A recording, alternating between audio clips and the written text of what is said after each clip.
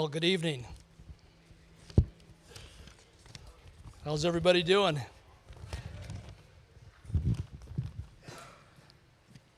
My name is Rick Taylor, and this is my wife, Lori. We're the directors of the ministry here, the Healing Rooms of the Santa Maria Valley, if you don't know us, Apostolic Center here. And so we're glad you're with us here this evening to celebrate the life of Paul Cain, our good friend Paul Cain. And, we're just going to talk just a little bit about our friendship with Paul, and then we have a lineup of speakers that are going to tell their stories. But, Paul was born on June 16, 1929, and he went home to be with the Lord on February 12, 2019. Paul was 89, and we had a private graveside ceremony held on Friday, February 22nd at 2 p.m. here in Santa Maria at the Santa Maria Cemetery,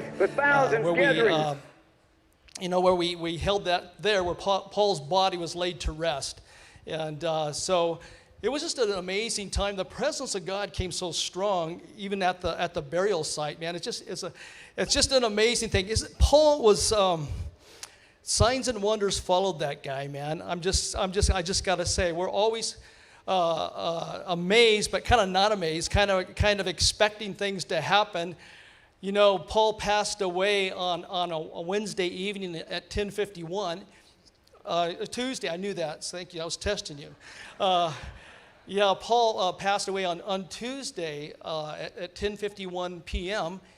And on Wednesday morning, at our regular Wednesday morning service, we were just honoring Paul. And we were just talking about Paul and telling stories about Paul, and the power goes out. And the power was out the entire service. And it came on immediately right after the service was over. And in 10 years of being in this building, the power's never gone out. We were just so amazed. It's like, Paul's here somewhere. Man, he's watching from heaven.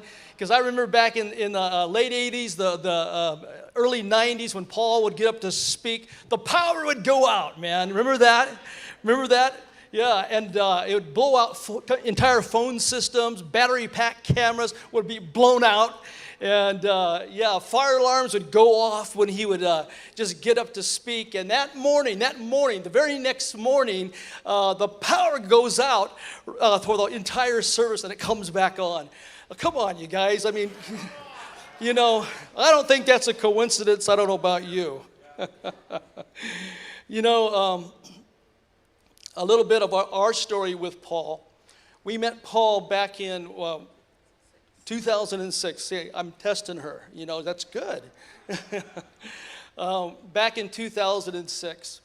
We never knew Paul personally before that, but a group of pastors in Los Angeles were ministering to Paul, and they needed one more person to help out because Paul had some physical and some emotional problems and really needed some healing. And there was a pastor as part of this group who heard about us in Santa Maria. He actually brought his dying mother to our healing rooms, and God totally, completely healed her. She only had hours to live, or maybe a day or two, and he called me up and said, "Listen, I've heard about your ministry. If we can rent a vehicle with a bed in it and get my mother to you, will you pray for her? Because I believe she's supposed to live and not die." And so we said, well, sure, we would do that. And so it was their faith. They came and brought her in the vehicle. We walked out to the street. We laid hands on her, we spoke to the spirit of cancer. We cast it out, and we spoke life to her. And we didn't really see too much of a change, but they went to the Best Western Hotel here in Santa Maria and spent the night. And as she was sleeping, God completely heals her. Now, her intestines, her stomach, all her internal organs were eaten up. She hasn't eaten food in I don't know how long, being fed through her veins to keep her alive. And the cancer was so bad, it went from the inside to the outside. It was all over her face and all over her skin, this cancer. But I want to tell you something. She wakes up the next morning right here in Santa Maria, and she's completely healed. She's got brand new skin, a baby skin. And so they come back that next morning to the healing rooms. She walks in completely healed. We didn't know who she was. We didn't recognize her. She didn't look the same. And God totally healed her and restored her. And on the way back to Los Angeles, they stopped 4 times for meals. And God just restored everything. And so this pastor said, hey, I know a guy in Santa Maria. And so that's how we were introduced to Paul. And they asked if I would be part of this and administer healing to him. And we said yes. And Paul came. And, we just, a fellowship, a friendship developed. And he was with us all the way up to the end. So anyway, that's just a little bit about our story. But I want to just say, 6 weeks ago, Paul came to me and he said, Rick, I really feel from the Lord it's time. I need to now tell the stories of the greatest miracles I've ever experienced. And he said, because I feel God said I need to announce this. I need to give these testimonies because God's about to do it again. And so we decided what we would do is do a series of Monday night services at our healing rooms, at our regular healing room service. And it would be like an interview service. And Paul said, I'm going to write down questions for you to ask me. And we'll stream it around the world. And so we were all ready to go on this. And I think we even advertised it. But the Monday, I was at Paul's house the Monday we were going to do it, about 4 weeks ago. And Paul said, Rick, let's postpone it to next week because I'm not really feeling that well. So I said, okay. That night he went into the hospital, and basically he never came out of that. But I want to tell you something. Paul had a message. Is that yours? Let me find my notes because I want you to hear this. He had this message, and he says it's urgent that I get this message out. And so I'm here to tell you in Paul's absence, get ready. God is about to do it again. Great signs and wonders and miracles are about to be released once again through sons and daughters.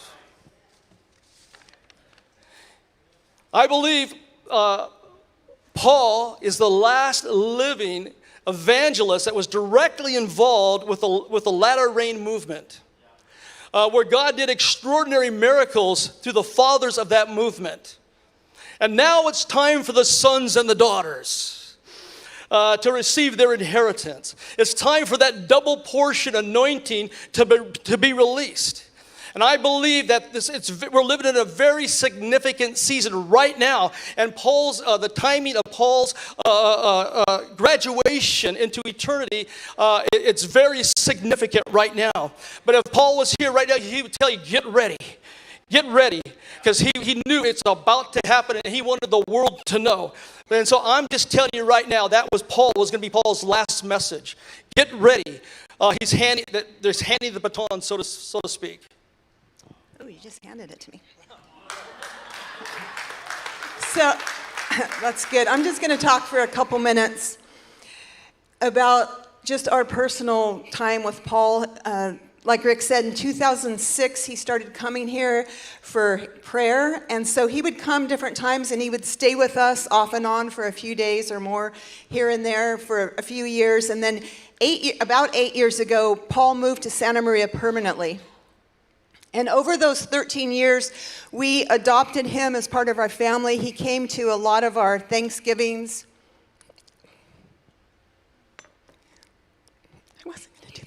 And our Christmases and birthdays, and just, he really became a part of our family. And I know other people on our staff as well had him in their home for different holidays. The last holiday we had him over was this New Year's Day. We invited Julie and the McKinleys over, and we just sat and had a meal, and he started talking. one of the most alive times I've seen him in recent years. He was so sharp. He was just telling the old stories and just funny and just good. And for about 2 hours, we just all sat there mesmerized as he told these stories. And just when I thought I'd heard every story he ever had, he'd tell a new one. And it was such a good day. And then he stayed for a long time, and then he left. And that was the last time.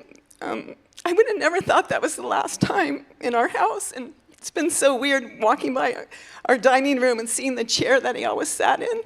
And I just thought, gosh, I'm going to miss him. I'm really just going to miss him. But so many people, Jeff and Cindy Goff had helped a lot, Roger and Roxanne Sachs. And as I look out, I see so many people, and I shouldn't name them because I'll forget most of you, but I mean, Steve and Cammie, just so many people helped him for so long. And Chad, I know you were so good to him. He loved you so much. He just would tell us how he, anyway, would come down and take him out for the day and just spend time with them. And so 6 years ago, David Kingsley moved to Santa Maria to take care of Paul, and he lived with him for 3 years.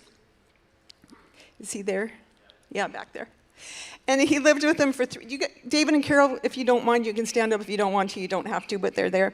And so David came to be an assistant to Paul, and then he ends up marrying my sister. And so Paul walked her down the aisle, and so David still took really good care of him for several years, but of course he moved in with Carol at that time. So they also were really good to Becky, Paul's niece, as were so many other people. And then the past several months, Dan Reese, if you want to stand up, he's right here. He took really good care of Paul. He was with him for the 3 weeks in the hospital, and Rick and I would go visit, and he was there day and night, and it was really amazing. And he was there when he passed, and so I'm going to miss Paul's humor. He was always making us laugh, his stories. And I'm just going to miss his presence in our home around our family table. And so I'm going to close in 1 minute. This morning, we have 4 sons. Our youngest son has been a prophetic dreamer his whole life, and he's living in Chile, South America right now. But Rick and I woke up to a text from him. And it was a dream, and I just was praying this morning and felt like I'm supposed to share it. I mean, he had it today, the day we're having the service, and I feel like it's a word. It's personal, but it's also corporate, so it's kind of short. I'll just read it. I had a weird dream last night with Paul Cain. Dad was baptizing his dead body. There was a lot of people there. It was in a lake. Afterwards, Dad carried him back, to his coffin. Then Paul's mouth started twitching and eventually turned into a smile. Then he suddenly sat up and opened his eyes. He spoke for a little bit. I can't remember everything, but I remember him telling Billy, who's our oldest son. But I feel like Billy in this dream, I was talking to Therese, Engel, and Cheryl Amabile this morning, and they felt like maybe Billy represented Billy Graham and the new breed of young evangelists. I remember him telling Billy that he wanted him to paint Paul's house and something else, can't remember. Billy said he couldn't, and it seemed that he felt a little unworthy or uncomfortable or something. Then all the paint and tools he needed just appeared right in front of him, and he was able to do it. It was a dark blue color. He gave Mom a shiny coin with a special date on it. I think it was the date he died, but I'm not sure. He spoke to Dad and had messages for a few others. It was so vivid and so real. And I just felt like that was even a word from Paul today on his memorial service, that the things he spoke, they're not dead because his body is, and they're going to come to pass, and that he is releasing something to a new generation of, when Billy Graham passed, and we could spend an hour on this, so I won't, but I thought that was really an interesting dream to have the day of his service, so just wanted to share that. All right, at this time I want to invite Mike Bickle. And then can we also get Daniel to come on up, and and Sean, come on up also.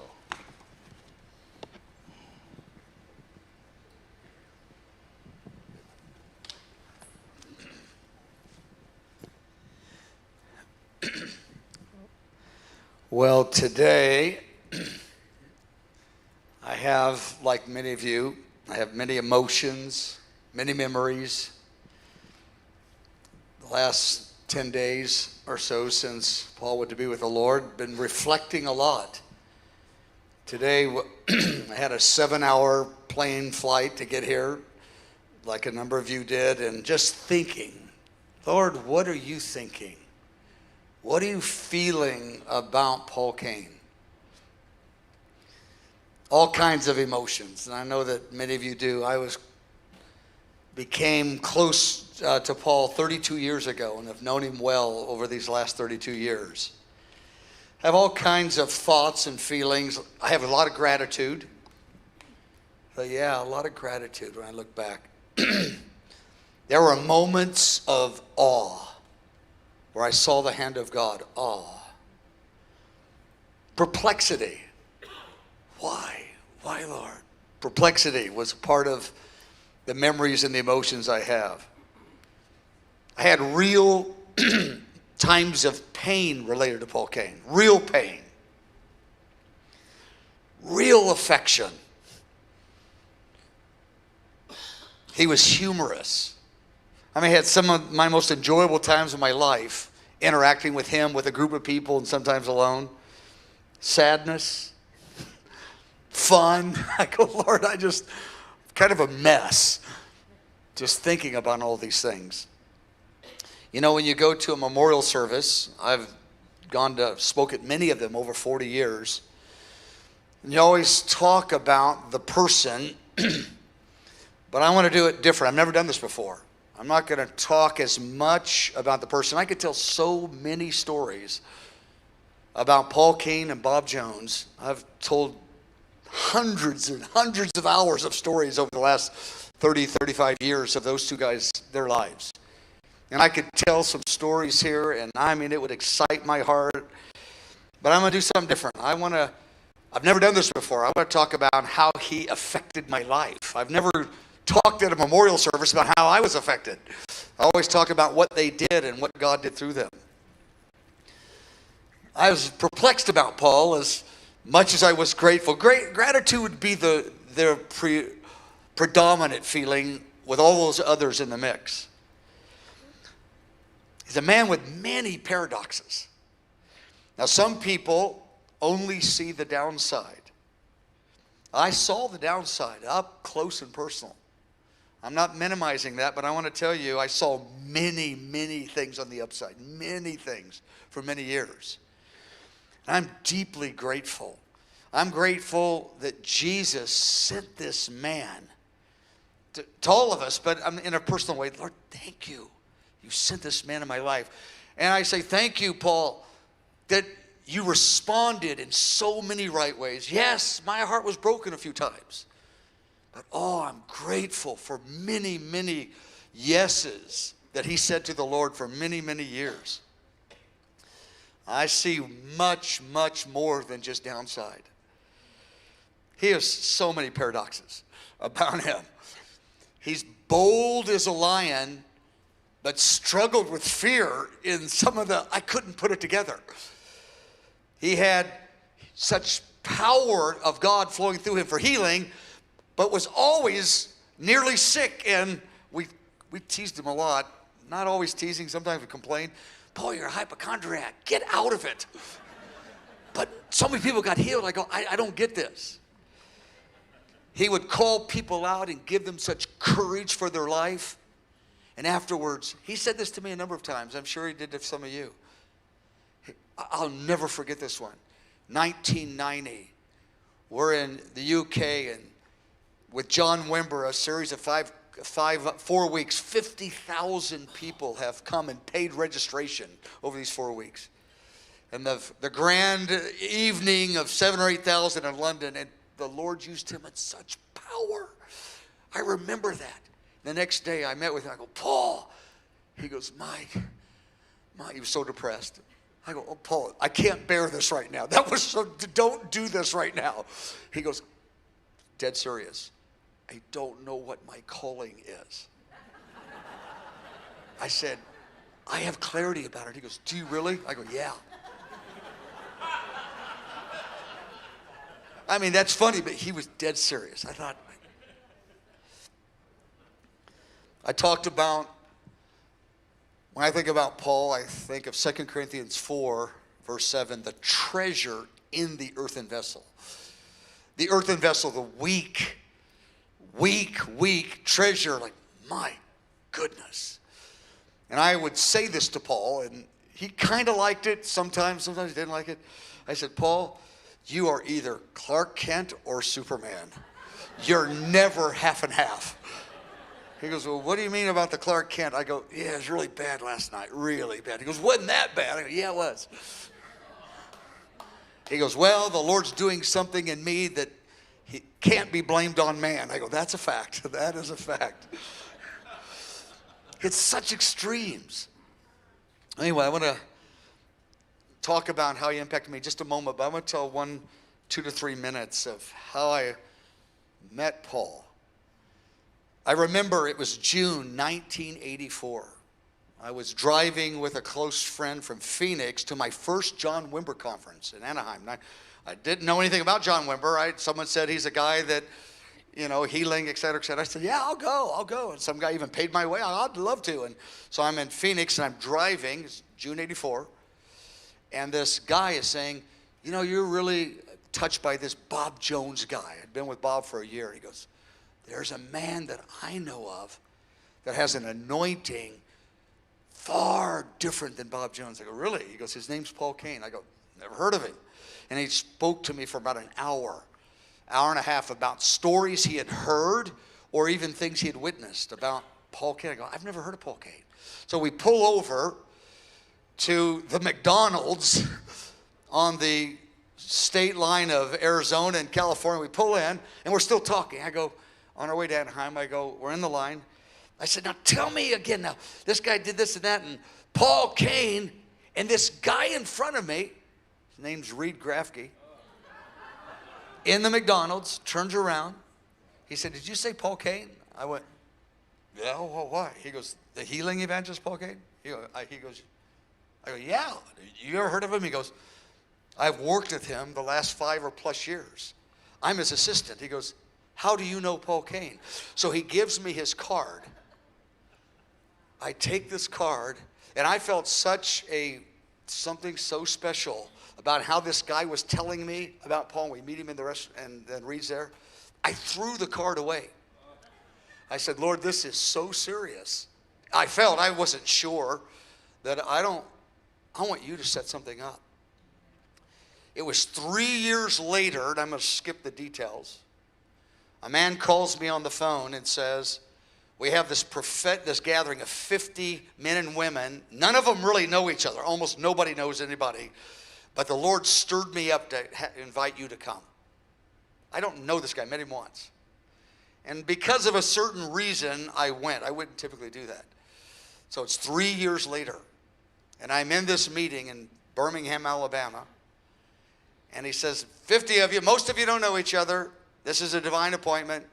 He goes, just turn around and greet the guy next to you. I turn around and I say, hello, my name's Mike. He goes, my name's Paul Cain. I went, Paul Cain, the healing evangelist?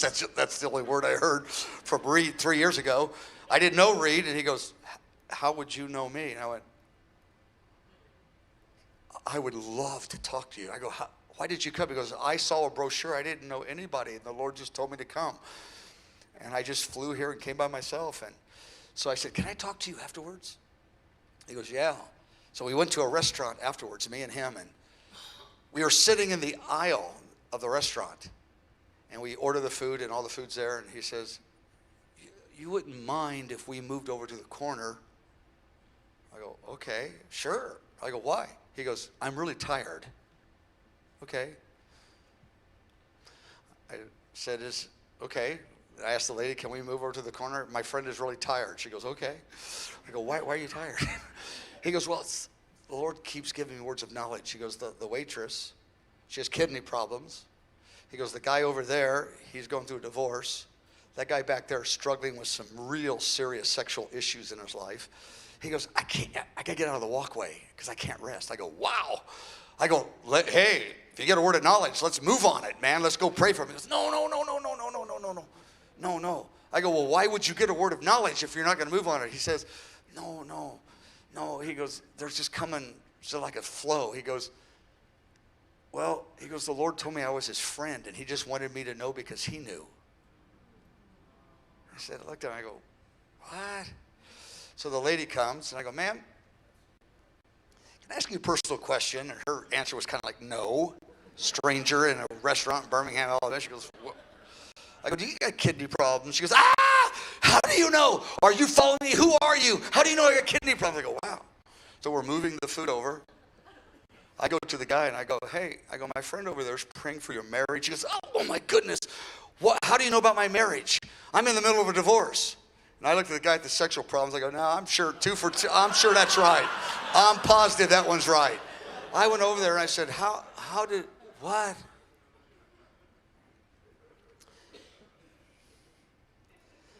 Well, I said, Lord, why did I get to meet him? Well, I found out one of the big reasons. 18 months later, I had the privilege of connecting John Wimber to Paul Cain.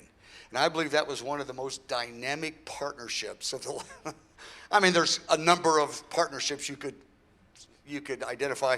That was one of the most significant partnerships in the kingdom. And, I don't want to go on and on about this. Those two guys came together. And the 18 months I was close to Paul, and John invited me on an 8-day trip with him. We were together for 8 days. We talked hours and hours. We went to the UK. I told him Paul Cain and Bob Jones stories, and he was so excited to meet Paul Cain. They came together, and so many lives were changed when those two men of God came together. Quite remarkable.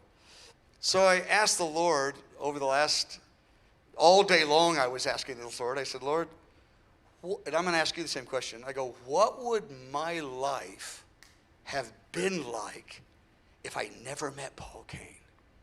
I go, just give me a whisper. I go, what would be missing in my life today if I never knew him? And that's when you begin gratitude, a whole nother dimension of gratitude. I saw a whole new paradigm of the prophetic, and I was really close to Bob Jones for 3-4 years before Paul Cain. I mean, they're both just different stories, but such a different paradigm of the prophetic.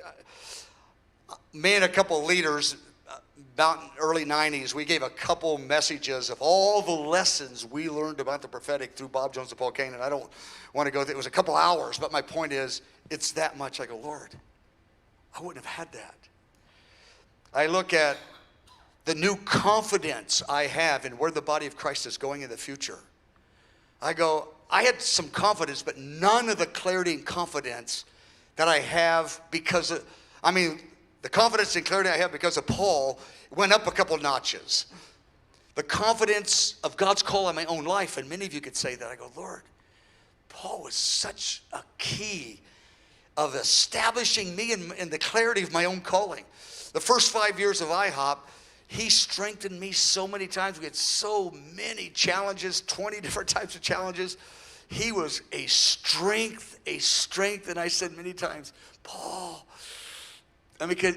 no one even knows how you helping me not quit right now. And not that I was really going to quit. I was just going to go sulk for a while. I saw extreme moments in Paul's life that moved me, of compassion that he had. And it moved me. I said, I want to move like that. I saw times where I didn't see the compassion, but I tell you, I saw times it was remarkable. Extreme generosity. I remember one time he called me on the phone. He raised money for a property in Kansas City. We called Shiloh. We still call it that. $1 million or something, probably more. I don't even know, but it's like $1 million or more. He called me on the phone. Mike, yeah, what's happening, Paul? Lord told me to give you the property. I go, well, what property? He goes, the Shiloh. Just give it to you. And I went, no, I don't want your property. He's 70 years old. I'm 40, about something like that. And he's about 70, something like that. And I go, Paul, no, I don't want your property. I go, if I get that property, all my young kids at IHOP, you'll hate me at the end of the day. And he says, no, the Lord told me. And I said, Paul, if in 30 days you're sure God told you to give me $1 million that you don't have, okay, 30 days on the day. The phone rang. My wife, Diane, she goes, Paul's on the phone. He's out of town. I go, hello. He said, 30 days. I'm giving you the property God told me. I go, what are you doing? I could give so many more examples. And I was touched in my own life by the generosity, by the compassion. It shifted things in me. He was, like many of you in this room, very, very dear to my family. We have a son, Paul, who was June 15th, and then Paul Cain's birthday was June 16th. So for many years, we had the two Pauls, the birthday parties.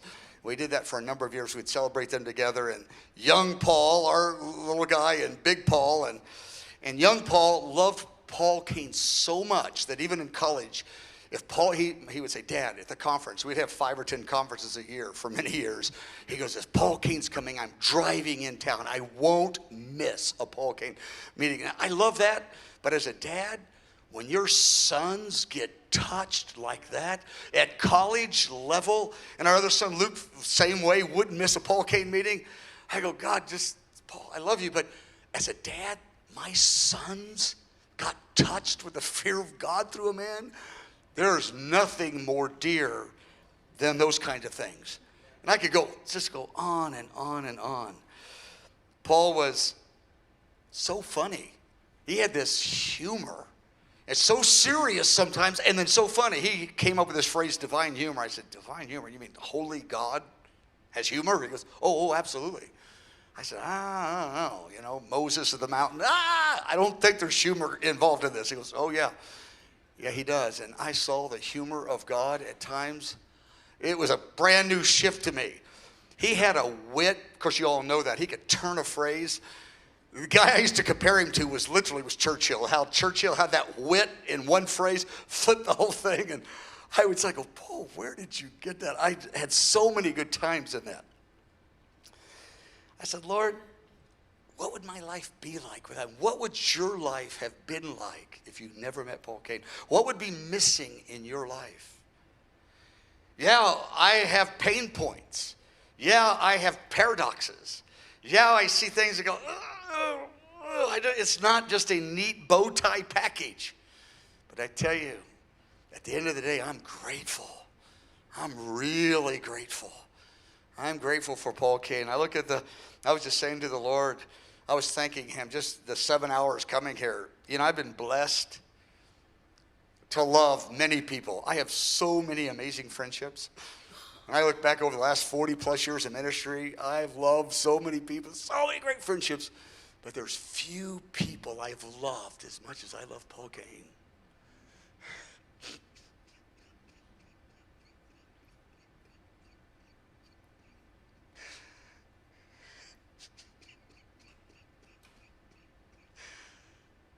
So, Lord, I thank you for Paul Cain.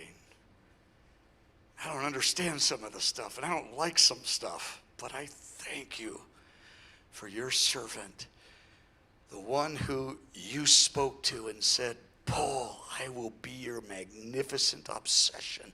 I remember those stories, Lord, when you visited him, and you shook our whole community with that word. Lord, I thank you for Reed Graffy. The years he gave. Thank you for Aaron Sokol. Lord, I thank you for Rick and Lori in these last years and Dan Reeves in the way that they have stood in the gap and loved this man. Lord, I thank you for Paul Cain. Amen.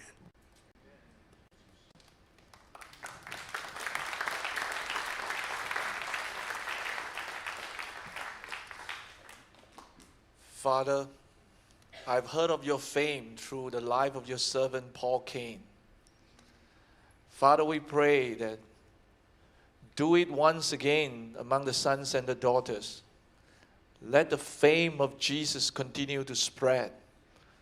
Lord, we are grateful that we get to live in a time when, Lord, a servant of the Lord with the spirit of Elijah live and walk in our midst.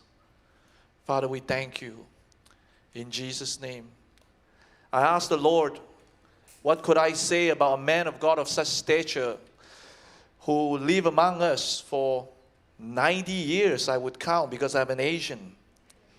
And you guys are pro-life too, right? We count every day in the womb from the day of conception. So when Billy Graham passed away, I sent an email to Mike Bickle and say, I think Billy made it to 100, not 99. And I think we hold the same standard here. So I asked the Lord, what will be the few words that will summarize not only in reflection of the life of his servant Paul Cain, but also what he is still speaking to us after he has been taken. I believe these 3 words, Spirit of Elijah, sum up a lot of what Paul carries. I believe he carried this message in his life, he carried it in the way he lived. And like many of you, I met Paul Cain actually when he was well in his 70s. In the early days of the House of Prayer in Kansas City, we will be in the same meeting, the same room together many often. He would speak some few words to me that will hold me steady, and some of those words gave me a lot of courage. And as I look at the summation and the part that have touched me in Paul Cain, 2 Kings chapter 2, verse 12 to 13, which is a passage related to the spirit of Elijah. Many of you are very familiar, so I won't read it in the context of verse 9 to verse 15. But verse 12 to 13 particularly is important to me personally today, because in verse 9 to 11, Elisha asked for the double portion of the Spirit. A request that was so bold that Elijah would not dare to presume that even in his stature and his friendship with God, he would be able to say a definitive yes. He would throw it up to the sovereignty of God and say that if you see the chariots and the fire of Israel, then the answer is yes. So in verse 12, Elijah, out of his own confession of the mouth, began to really confess and exclaim, my father, oh, the chariots and horsemen of Israel. He saw it with his own eyes. So heaven say yes. I believe there's a declaration in the realm of the Spirit, in the prophetic, there is a yes for this generation to take on the mantle of the prophetic that Paul is leaving behind. He always desired for this generation to keep running. In fact, the John 14:12, greater works than this, that power that he once carried and experienced. Because I met him when he was well in his 70s, it's easy for me to forget that he started as a teenager. He consecrated his life as a teenager. If you are a teenager out there listening, if you're a young adult, someone in your 20s listening, he started when he was very young. His yes in the Spirit started when he was very young, even though I met him when he was well in his 70s. So I believe there's a revolution coming among the young and the old. But especially for those, I speak for those from an emerging generation, because of the age gap with Paul, that there is a mantle falling. We have to take up that mantle and we have to run. I think the word of the Lord is running and we have to run. And when I think about Paul, 70 over years of ministry, consecration is something that is tested again and again. 70 something years, over 7 decades of ministry. A person who have consecrated his life since his teenage years, I would say the majority of those decades were consecrated in a very profound way as he carried the word of the Lord. And because of that inspiration, he created a hunger for the next generation to say yes, to long for more, to believe for the supernatural in the way that we dare to imagine. So I want to just standing before all of you here as a testimony, as a witness, and say, yes, I want to long for what is possible in God. And I want to ask the Lord to let the life and the legacy of Paul continue to inspire this generation. Thanks, Sean. Thank you.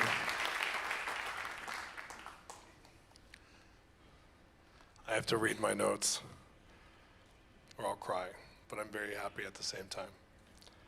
I remember the first time I saw Paul. I was 15 years old. We were used to people calling an altar prayer time after a service, but no one had prepared me for this man who looked over a crowd and began to ask for different people by their name, their address, their phone number, or their secrets. I was in awe of the prophetic in Paul, and I didn't know God would be so personal to those he loved. I was 15 and my whole world had just grown as I had a new faith like I had never had before. I walked away with a fire within me, and I had to see God do in me what he was doing in Paul, but it felt impossible. I met him a decade later after being in countless meetings where my excitement only increased, to the point that when I was introduced to him, I was overwhelmed. I couldn't play it cool. My friends who were there were still laughing in embarrassment for how I acted. In my heart, though, I pictured myself like Habakkuk, I love that you said that, who was crying out to God, do it in me, in my day, in my world. And Paul was kind enough to spend an evening with us and treated me normal, even though I was absolutely starstruck the whole time. He was so warm, even in the midst of my obvious awkwardness. People had superheroes, and Paul Cain was mine. Then later, he moved to Kansas City, where I was slowly emerging as a prophetic voice, and I finally could be around him without being weird. I remember those days. I cherish those times as he told me hours and hours of stories that mentored me more than any other stories I've ever heard. They became a prototype for a modern-day expression of the prophetic in my heart. When someone who is impactful as Paul Cain passes into eternity, there's a lot of emotion. He left us with hundreds of extremely dramatic stories that I've never seen anyone else imitate through any other prophetic ministry. His healing stories are out of this world, and I never stopped meeting people who were healed in a Paul Cain meeting back in the day. Still, I just met one 2 days ago. He left us with thousands of individuals ministered to with his insane high level of gift over his long career. Paul didn't just meet with thousands of church leaders, though. He was extremely available outside of the church sphere, and his stories in these sectors of society quickly put him on the map of being one of the most influential prophets of last generation. He met with presidents and royal family members, politicians, the FBI, the Pope, terrorists. He even met with Saddam Hussein. Most of the people who were ministered to by Paul had a before and after moment. Their perception of who God was changed. God, who is everywhere and seems so far away to so many, decided to make a very personal appearance through Paul. And when it happened for you, it was a game changer, just like it was for me. Over the years, I grew in friendship with Paul. I wasn't as close as I would have liked to have been, but I genuinely loved him. In our unique friendship, he almost always opened up about his most personal ministry stories around me with so much humility and excitement. Maybe he knew I would get it and celebrate it with them. I loved every story they trained me. There was times that I would ask about the prophetic process, and I learned a lot. I would watch the way he prophesied like a baby goose following its mother, and I attended his events, but also when we were on a shared prophetic team a few times in Kansas City. He was so genuinely exciting in the ministry context to be around. I was never in his inner circle, but the time I got to be around him, he treated me like I was. I often found myself comforting him after one of those most profound nights of ministry I had witnessed, just as many of you did. Yes, Paul, that was anointed. You did just call out 10 different people with at least 5 details each whose lives really were changed. No, Paul, really, it was beautiful. And I would laugh as this childlike man would finally smile and say, it was good, wasn't it? Paul was extremely generous with his time with his friends. Just a few years ago, I brought one of the wealthiest men in the world to meet Paul in Beverly Hills. He rented out the Palm for us, and Paul was quite impressed. He treated him like an old friend and told us more than a highlight of real stories. He was impartational. This man heard these stories, and it became policy in his business to hear from God with a renewed sense of what God could do. During some of his more challenging times, I pressed into friendship with Paul and tried to show kindness towards him because I felt compassion. I was now a recipient of a prophetic word through him that I have built my foundation of ministry upon, and the least I could do was keep an open heart. I have good news for us all. When we die, we only take our fully formed Christ nature with us, and anything that wasn't Paul's redeemed self died on February 12th and got buried in that grave. We get to love who he is now, learning what we can from his life, and move on from what was the result of his humanity. We get to allow the parts of him that fell short to be in that grave with his body, just like the people will hopefully do for us one day. We get to celebrate his life, which had countless fruitful seasons that are so awesome that they happen to avert a war in the Middle East. You may not know that. Capture terrorists in America. You may not know that. Change the hearts of presidents. You may not know that. You know, some of us know these stories, but they're crazy. Reposition whole denominations to receive a new wave of the Holy Spirit's power and brought prophetic ministry to a new level that the vast majority of those who saw it had not witnessed before. I personally have a prophetic gift that is a direct result of seeing his faith. Paul never got a full comeback that he had hoped for because he became so sick. It reminds me of Hebrews 11 in the last verse. It said, these were all commended for their faith, yet none of them received what had been promised since God had planned something better. for us, so that only together with us they would be made perfect. One of his main words to me was that he was a token to a generation, but I get to be a bridge. People would run across my faith and life to access anything I could give to them. There are those of us who carry on his legacy and partner to his faith. I just stepped out of my 9th event in a stadium, prophesying over 50,000 plus people, seeing miracles and signs and wonders with our team for 12 hours. And this is a direct vision that Paul saw hundreds, if not thousands of times. So much so that he coined a term about stadium Christianity is coming. Last year, I personally impacted over 500,000 people a week through our media training and the prophetic. I have had over 12,000 people go through our Words of Knowledge training in just 1 year, live, as well as tens of thousands online. Paul, you will finish well because your finish, like mine, is not until the return of the Lord, and your fruit will keep multiplying until then, through me and all of those who pull on the mantle, until the one you love, Jesus, gets his full reward. I wanted to add something. Thank you. I appreciate that. It's really interesting because Bill Johnson and I, Pastor Bill is one of my closest friends, and we were in an airport, and he's getting uber famous. It's really fun to watch. And someone ran up to him, and they wanted him to sign their book, and it was so beautiful. You've changed my life. I love you so much, everything you wrote. And I was like, I love this. This is how I feel about you. I love that. I'm still a big fan. And then someone runs up to me, and they also want me to sign their book, but they said, I'm going through the worst divorce. What do I do? And I remember the first time that I was with Mike, and we went to Dallas, when I actually met him before the time I talked about in this kind of speech. And I met him real briefly. Reed was there, and Paul was feeling sick that night. So they said, would you get up and minister for a few minutes?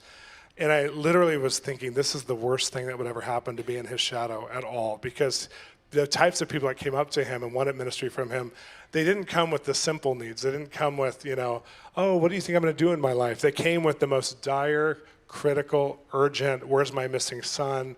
What do I do about this? I've lost everything. All the time. And for every one of us that he prophesied to, and it was a beautiful experience, he disappointed tens of thousands who were looking to Jesus and him to answer their issues. And I remember getting on that stage in that day in Dallas, and I ended up doing it more personally. And everybody who came up was coming up with a Paul Cain type question. And it was so overwhelming that I said, God, I would never want this kind of prophetic calling or this kind of gift, because not only does he discern things and see things, but the people who want to access it have come with such an agenda that I don't know that any man can meet. But I did learn through my friend Paul Cain that Jesus never looks away from injustice, and he loves each person. And it helped me so much for this stage in my life where God's given me a little bit of an audience. And a lot of the audience is a very similar audience who are very desperate, whether it's national leaders or whether it's people in business or people, just moms at home. The level of what people want to access is so strong. And I so honor Paul Cain, and I so honor you, Mike Bickle, for bringing him into all of our worlds. So many of us know him because of you, and I so celebrate who he was. I'm so glad to walk in a little bit of the legacy of Paul Cain. Thank you. Hallelujah. Here, greetings to all those that are at Paul Cain's memorial. I love you all. We are deeply moved with Paul Cain's storyline in all of our lives. I can truly say that this man, possibly more than any other prophet, shaped the course and calling of my life. When I first read the Stadium Christianity visions that Paul Cain carried, it gripped me. I don't understand that. But for 25 years, I've lived in the vision of no bad news tonight, only good news. The stadiums of America are filled. The nameless and the faceless are leading miracles and signs and wonders. There's a baptism coming like we've never been baptized before. Paul Cain's vision was riveted into my soul. And in many ways, I believe it forged the call. And now, having just come from the Send just this past weekend, one of the most epic days of my life, literally, I feel like I've crossed over into a moment, daring to believe that we really will see, because he saw it in Florida, we will see Stadium Christianity in America. Such an awakening like we have never seen. I thank you, Paul Cain, for the great vision that you gave to us. I thank you, Paul Cain, for the extraordinary moment of my life that gave me my life calling. When I was praying whether should call the whole world to a 40-day fast into the new millennium, and I said, Lord, if that's you, have Paul Cain call me out and use Ecclesiastes 11:1 as a confirmation. I couldn't believe it. He called me out by my middle name, my birth date, and he says, and I see that you are fasting. You are skinny because you are fasting. And the Lord says, Ecclesiastes 11:1, cast your bread upon the water. Because of it, I cast my bread upon the water. First 40 days of 2000.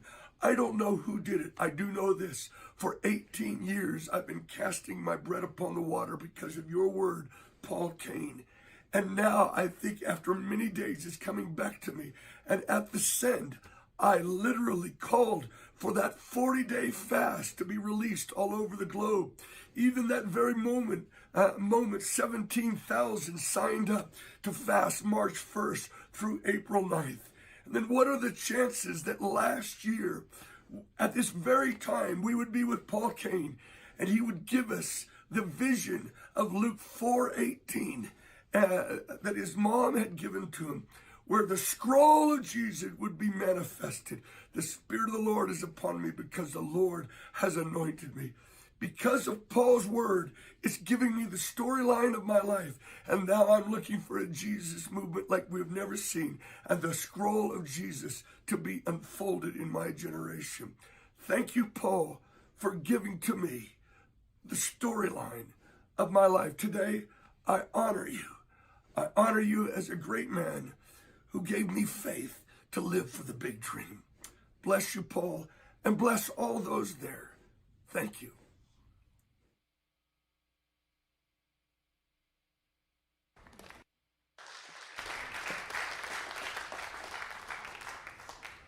My name is Ben Armstrong. I the prophetic ministries director at Bethel Church, and Bill Johnson asked me to come, and he's sorry that he couldn't make it today. He had surgery yesterday, and because of that surgery, couldn't fly today. So he sends his kindest regards to everyone here.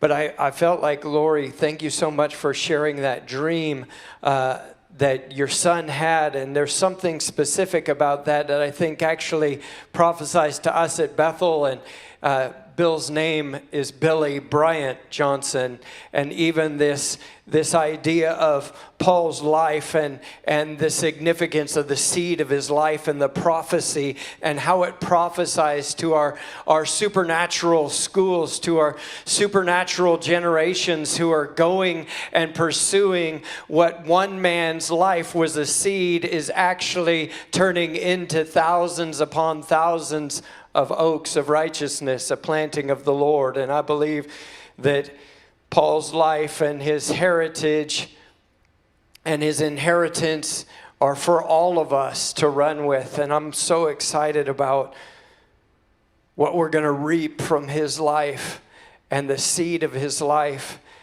And Bill really wanted to honor Paul today for, even in the time of crisis and personal failure, for his personal pursuit of Bill and his personal investment and encouragement in Bill's own life. And Bill wanted to send a message to this community, specifically here for Rick and Lori and for Stacy and Wesley and for Reed as well. The fact that you guys invested so much in a pivotal season of his life that allowed him to finish so well has really just impacted Bill's heart in an incredible way. And we just thank you so much for everything you have invested in that. And Bill has a special video message that he wants to share with everyone. Hi, this is Bill Johnson from Bethel Church, Redding, California. I just want to send my condolences, my blessings to the family of believers in Santa Maria and those who have gathered from all over the world, really, to honor this unique and powerful man, Paul Cain.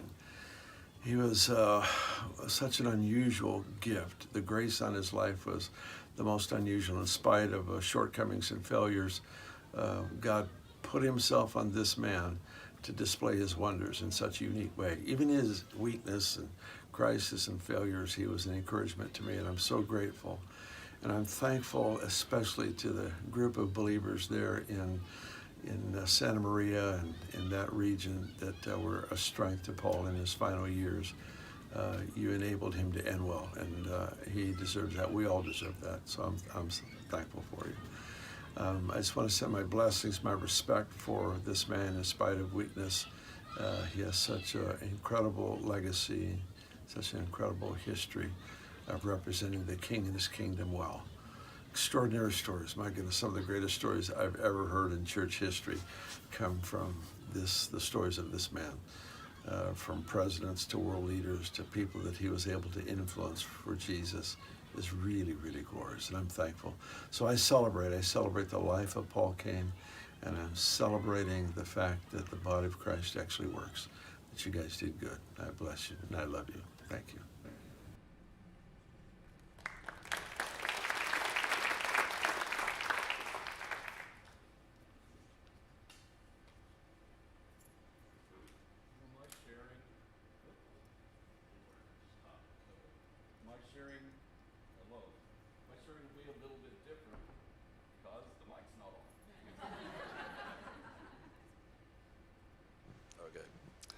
It helps to have the power on. So my sharing might be a little different from the rest of you, but if you know me, you would expect that. I'm going to recall gratitude as well. Mike Bickle, you changed my life. We've been friends for 46 years. And it is through you, the relationships, some of the key ones that in long term have shaped my life, came as a direct result of knowing you, which would have been 3 seer prophets: Bob Jones, John Paul Jackson, and Paul Cain. I remember one of the first times that I saw Paul Cain minister. It was in Anaheim at the Vineyard at a conference. And I was a part of the prophetic ministry team and was doing afternoon sessions with John Paul, and they were calling out people, because they saw fire on them. And dude, I didn't know how to throw hand grenades at people and hit them, but I did know how to, if you stood in front of me, I could give you something. And then be in the back room with Bob Jones, and the anointing of Bob definitely amplified that which was upon mine. But what really got me was the strange silver-haired man that night. I wept. I wept, and I wept again when I heard and watched Paul Cain minister. I wept for 2 reasons. One, because I had already prayed for years to see another realm of the prophetic. And that night, I saw what I had been dreaming of. I wept for another reason, because I went into an insecure place of comparing myself to him. And I started thinking about, oh God, I just have little crummy words. That's my life. I wept out of the authentic realm of a higher dimension, and it was a dream come true. I wept out of a great need that I was pierced with to go deeper and higher. I tend to be a person who gets dreams and spiritual activity by assignment. On February 13th, early in the morning, I was caught up in a very vivid dream. I was in heaven. And heaven was dancing. All of heaven was dancing. Concentric circles doing Jewish grapevine dancing. And I was there too. And I'm watching these scores, no, hundreds, perhaps tens of thousands of people. And on an inner circle, going one direction, the next circle twirling the other, another. And it appeared to me that all of heaven was celebrating. I peered into the dream, and I saw my two grandmothers, which I'd never seen. I knew they went to be with the Lord, but I'd never seen them together in a dream. But there was another woman that I noticed in the dream that I knew. Her name was Cain. And she was dancing and celebrating before the Lord. There was another circle then that I noticed people in. It was my late wife, Michael Ann, holding hands with Jill Austin. And then another prophetic friend named David Dreiling. And I was there with them. I thought I was in heaven, and I was totally healed. And I was perplexed when I woke up because I wasn't. But it was amazing because I saw all of those people.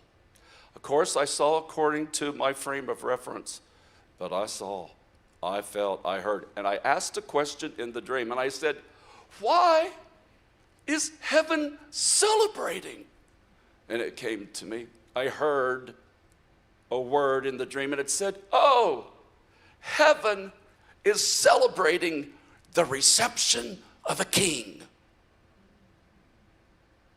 Manifested presence of God was all over me. I wake up and I'm catapulted into a vision, and then I see these thousands of people dancing. I saw 2 golden chairs here and 2 golden chairs there, and there was Bob Jones sitting. There was John Paul Jackson sitting. Over here was Oral Roberts, and right there was Kenneth Hagin. And they were all watching the concentric circles of celebration and dance, and they were all nodding their head in approval. Yes, this is the right thing to do.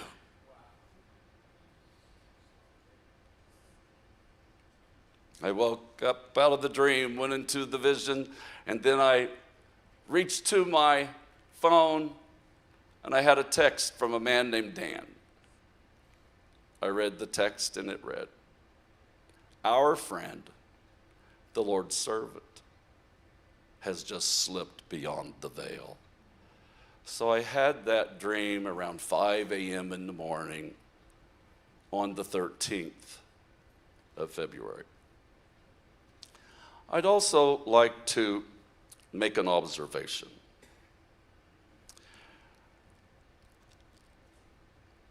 Bob Jones was a seed buried into the ground on 2/22/14. John Paul Jackson was a seed put into the ground on 2/22/15, 2015.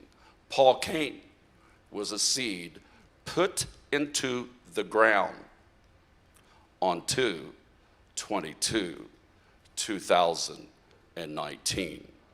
You cannot make this storyline up. 5 years to the date. And within that time frame, 3 of the greatest seer prophets of modern Christendom became seeds fallen into the ground in order that we who remain can cross the great Jordan.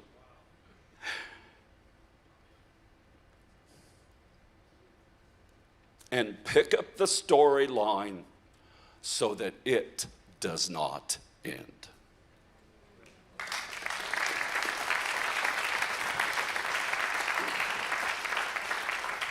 Wow, so much we don't know. My name is Wesley Campbell. I'm very excited to be here, part of this memorial. And as I was thinking about it, it was 1 month ahead 30 years ago. A month from now, 30 years ago, that I first saw Paul Cain. Stacy wasn't with me, but we came from a little town called Kelowna, British Columbia, Canada, to the Passion for Jesus conference, led by Mike Bickle. And that was probably the epic conference of all conferences. It was Paul Cain was headline, Leonard Ravenhill, Noel Alexander with his eyebrows like Charles Finney. He was gaunt like a ghost from fasting 40 days. And they just kept coming. There was a lineup this long. And that changed my life. That absolutely changed my life. The three people that I would say would change my life would be Mike Bickle, Bob Jones, and Paul Cain. And it was that conference that shifted my theology, my heart, my mind, to believe in a global end-time harvest that I had never heard about before. And I watched and listened as Paul stood up and prophesied amazing. I remember him prophesying about Jack Deere's father, who he saw the missing jewel in heaven. I went, what's that? And I found out that was the name of Jack Deere's father. And I won't go into the story, but he was in heaven. And I saw him stand up people here and there and recite their names and what they said to each. And that changed my entire understanding of Christianity. From that week, I was forever changed. And I became a serious student of revival, end-time revival. And it went on and on and on.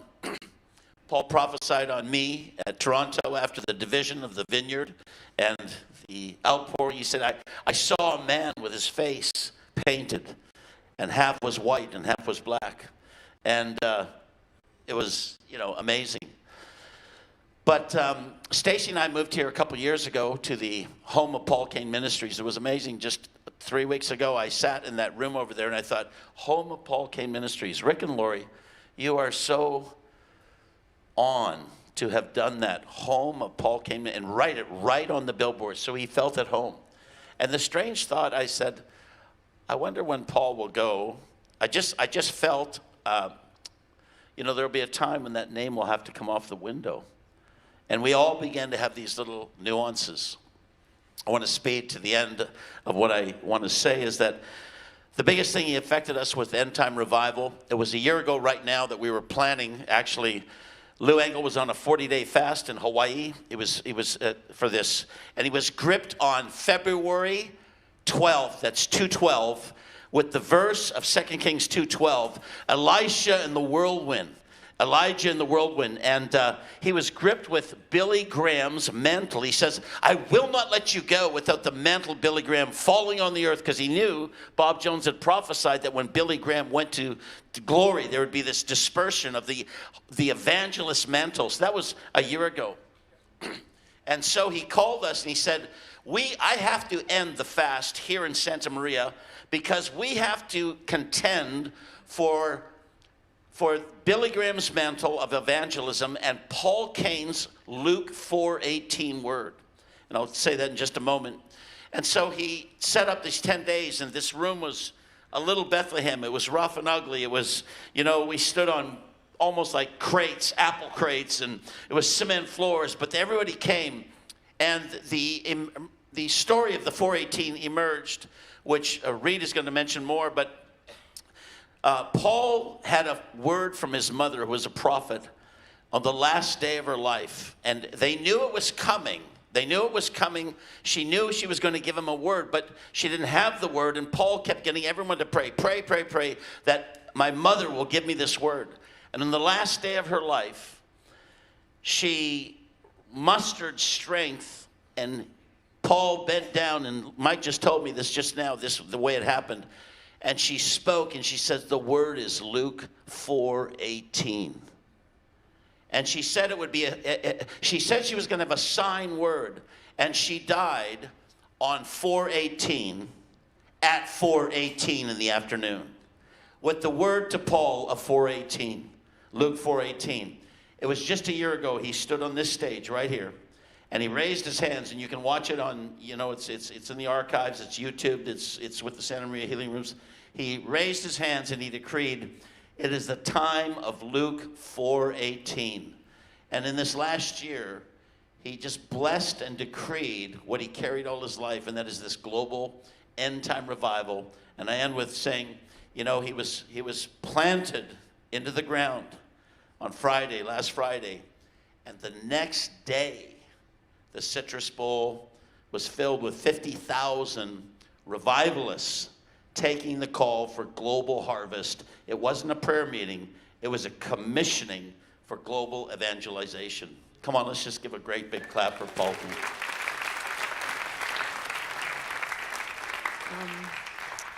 Over the past couple of years, man, I'm very short, aren't I? It has been our joy and delight to have spent a little bit of time with Paul Cain. In the 80s and 90s, when Wesley and I were much younger, we, like many others, were utterly thrilled and amazed to witness the words of knowledge and the evident supernatural ways of God that were operating through Paul at various events.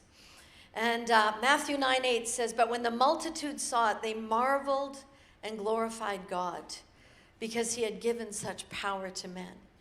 And I think God received so much glory every time Paul operated in the gift that God gave him. In 2016, we arrived at the Healing Rooms, the Apostolic Center of Santa Maria Valley, an Apostolic Center. And from that time on, we did interact with Paul on a semi-regular basis. And a few things stood out to me about Paul. One was his tremendous sense of humor.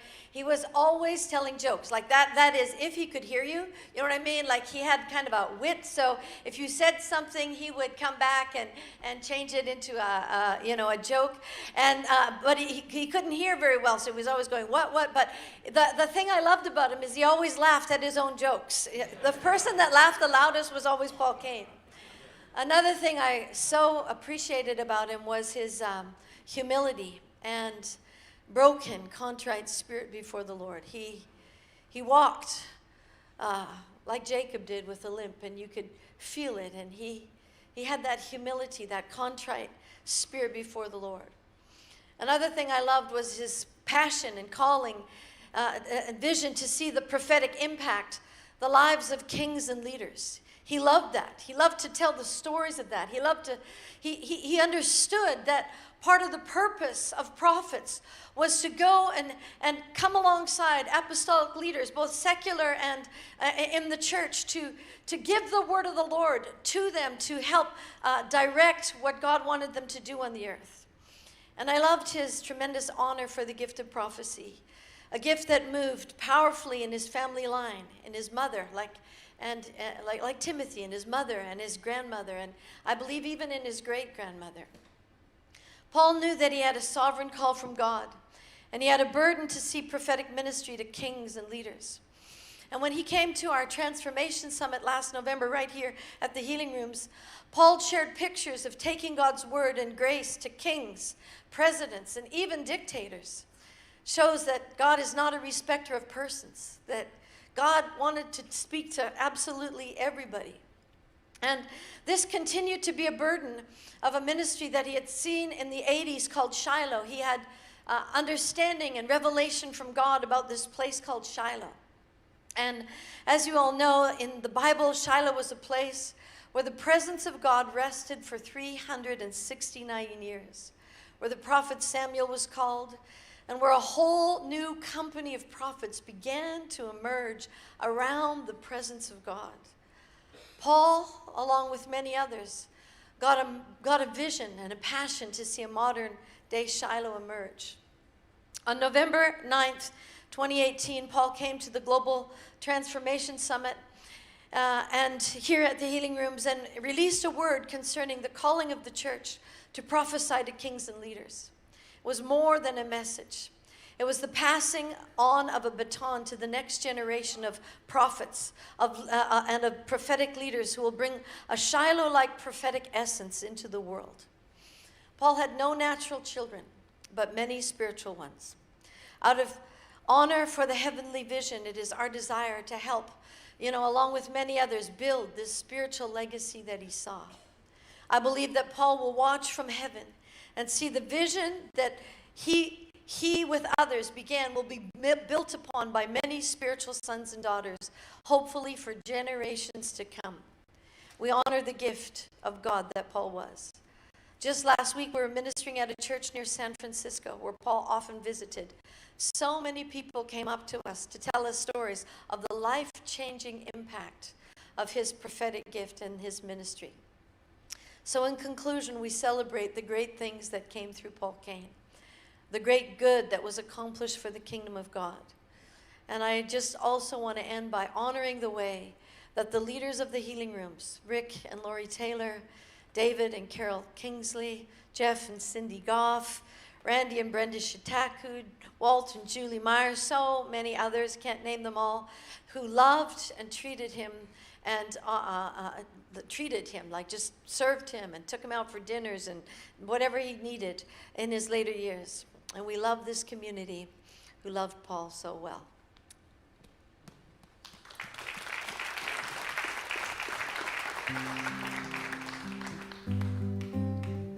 Turn your eyes upon Jesus.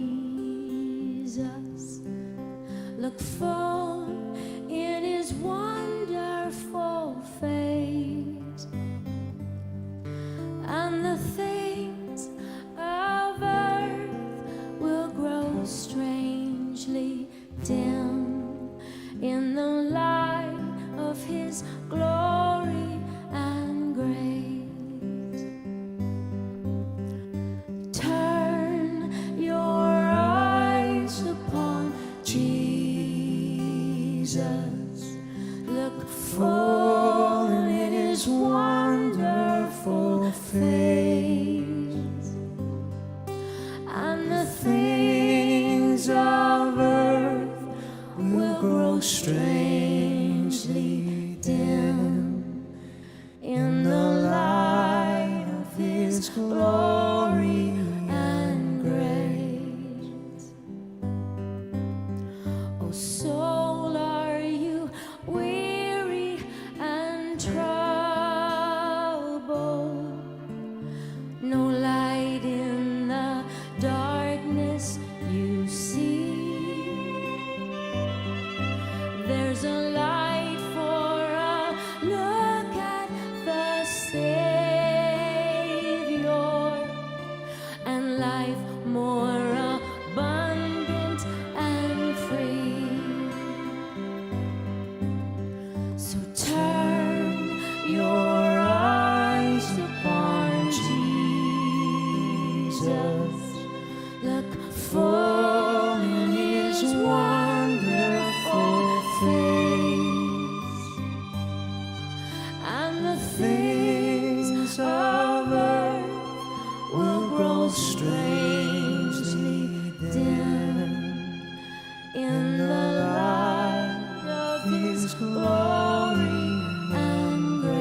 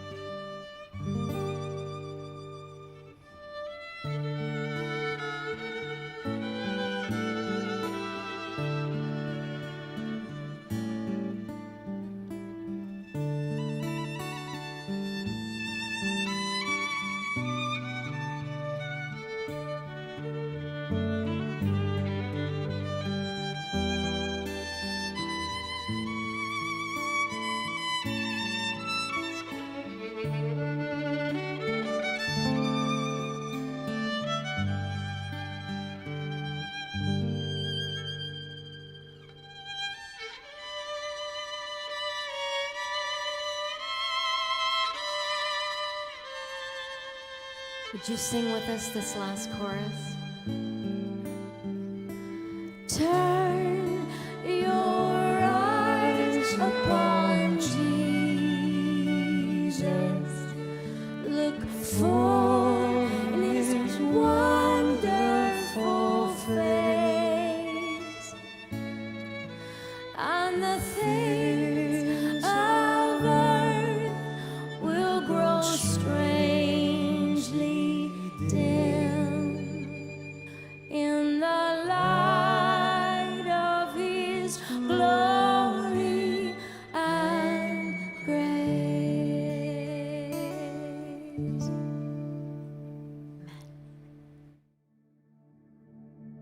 I tell you, that cloud is coming. That cloud is coming. For they will be the faceless generation of men who will stand on a platform with thousands and multitudes and masses all about, and the news media, ABC, NBC, CBS, CNN, will be saying no sports news tonight, because all the football stadiums and all the ballparks and all the coliseums are filled overflowing with thousands gathering. And then the news announcers are saying, ladies and gentlemen, we don't know who these people are. They're almost faceless, and they're speaking great wisdom.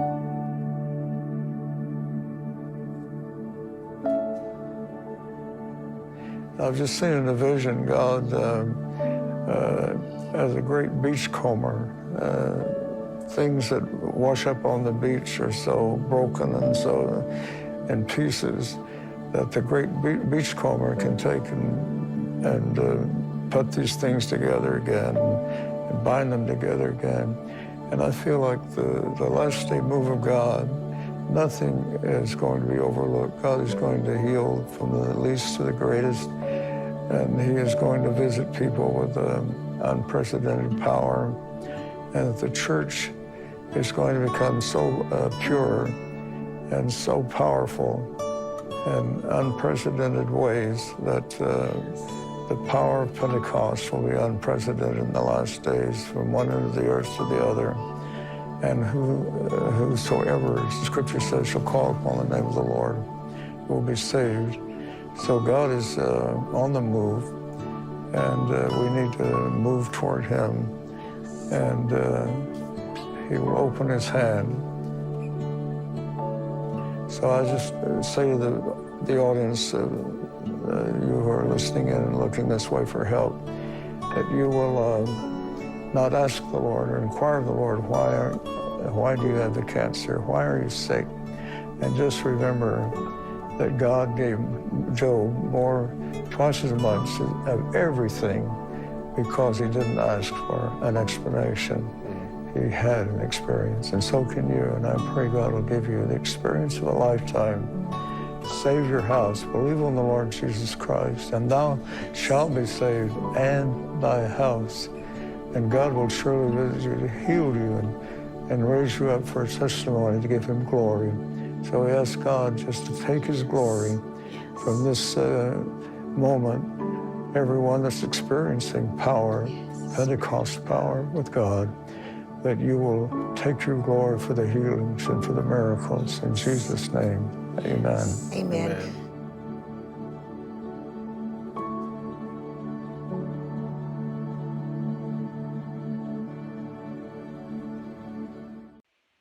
Hello, I'm Jack Taylor, a friend along with thousands of others of a man named Paul Cain.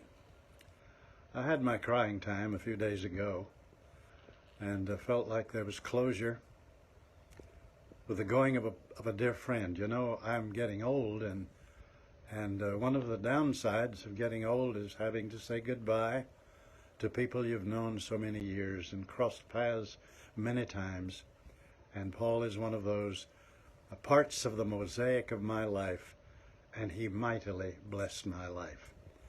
And I think he knows to some measure what's going on, and I want to honor him. I want to say that Paul Cain never disappointed me, in the sense that I had no expectations of him but to love me back, and I loved him intentionally. If I had known what I now know, I would have loved him differently and more intentionally and more intensely, and more of a fathering and a dear friend, because that's what Paul Cain needed, and that's what he received from many of you. And I'd like to say that one of the greatest contributions, as I look back on our years together, sometimes in my home, sometimes on a conference list and so on, I remember him telling, and I've heard him do it personally as well as on videos, of the great coming revival to the world, where stadia across the nation would be filled to overflowing, with miracles going on in every quarter of the place, with hospital machines coming in, and gurneys with people with terminal illnesses, and some even dead, who will be raised to life and mightily healed. And I believe that such is coming to our land. And Paul was a contributor in that. And I want to say to Paul, in the presence of all you who are here, Paul, I loved you long. I love you now. And I'll love you until I die and I see you.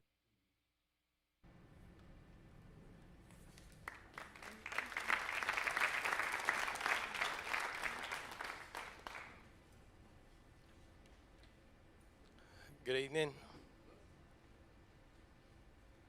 Says it's on. There we go. Good evening. I'm Reed Grafke. I worked with Paul for 18 years, but overall I've probably served him for more like 20. I want to thank you for coming today on behalf of Paul's friends and family. I've been asking God daily what he wants to do in these moments in honoring the life of Paul Cain. I think we're each here because of very specific reasons, which I'll elaborate on before I close. But I want to begin by sharing with you some of Paul's story, some aspects of his early life as a boy and as a young prophet. And I want to do this because I believe it'll give you a context for the man he became. So let me give you a brief glimpse into the Paul Cain I knew.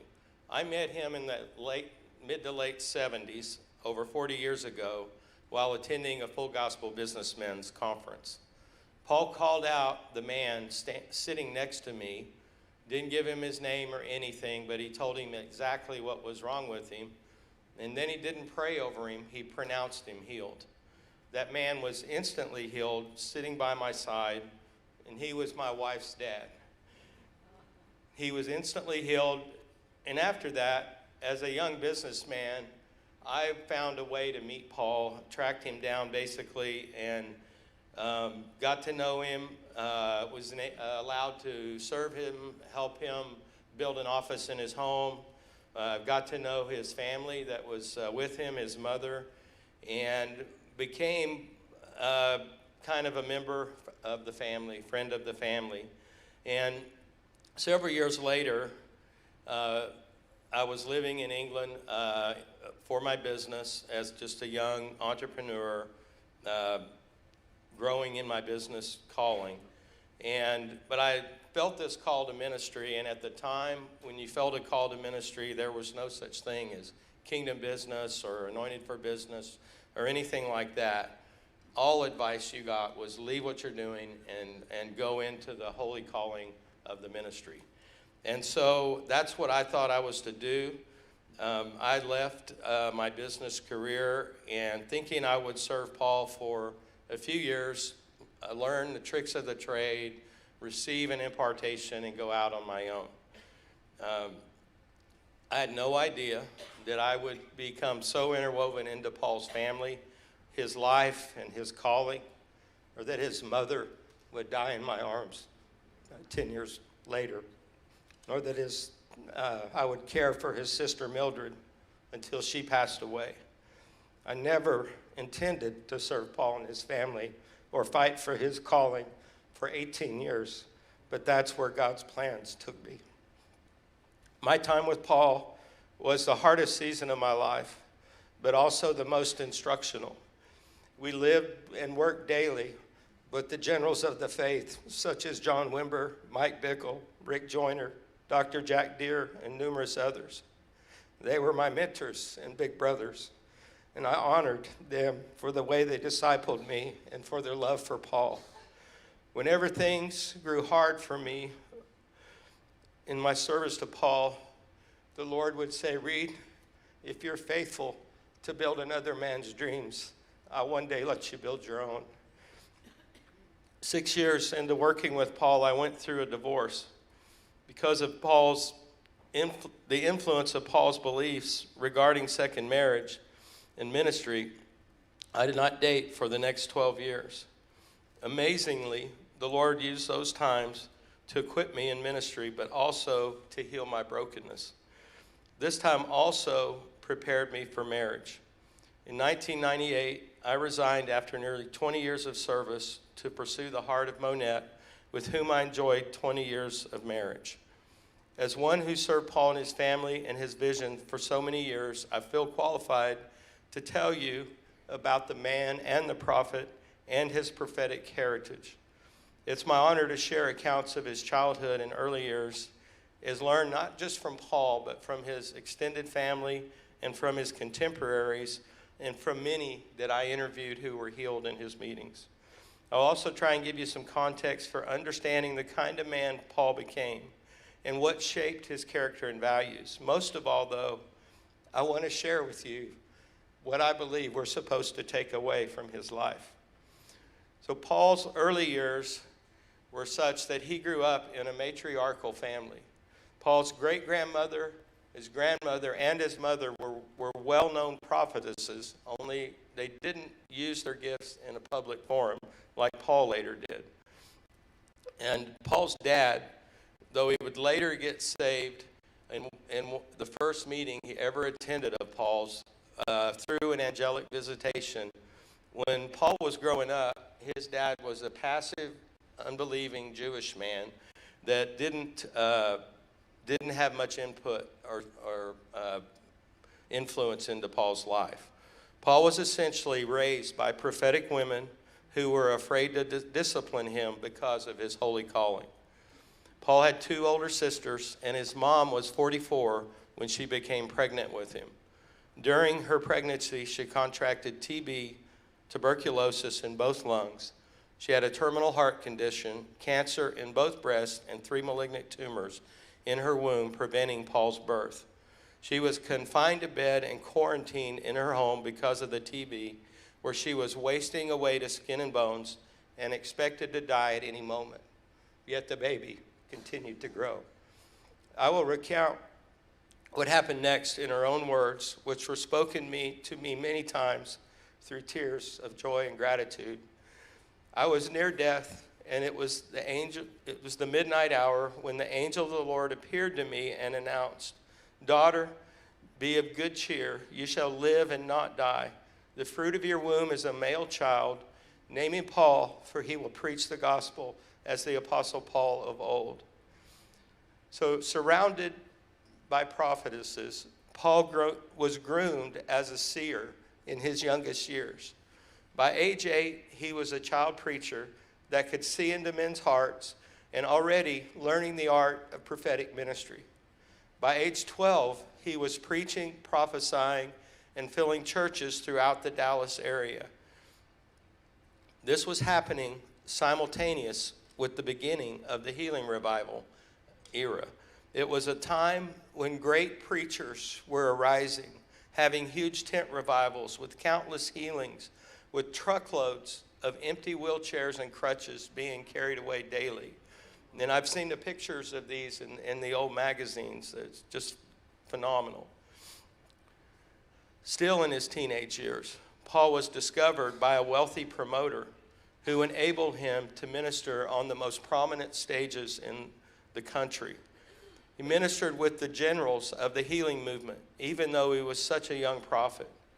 Now bear in mind that Paul had no spiritual fathering and no apostolic oversight. What he had was raw prophetic anointing with no intentional character-building relationships, and his preaching and healing gifts were growing powerfully. Imagine, if you will, what this would do to the mind, the heart, and ego of a teenager. From some early Voice of Healing records, we see that Paul was a respected healing revivalist, but by his own admission, when he was in his mid-20s, he got caught up in the fame and focus on wealth, which marked that era towards the end. So much so that he once owned 7 houses, numerous high-end cars, a huge tent, semi-trucks, office and staff and overheads, everything to mobilize the show. And these are his words. And while not all bad things of themselves, Paul would often say they distracted him from his humble beginnings in the presence of God.